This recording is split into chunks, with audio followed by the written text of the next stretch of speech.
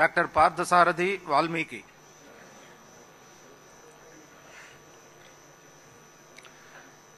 Doctor Parthasarathi Valmiki అని నేను శాసనసభ్యుడిగా ఎన్నికైనందున శాసనం ద్వారా నిర్మితమైన భారత రాజ్యాంగం పట్ల నిజమైన విశ్వాసం, విధేయత చూపుతానని, భారతదేశ సార్వభౌమాధికారాన్ని, సమగ్రతను కాపాడుతానని, నేను స్వీకరించబోయే కర్తవ్యాన్ని శ్రద్ధాశక్తులతో నిర్వహిస్తానని దైవసాక్షిగా ప్రమాణం చేస్తున్నాను.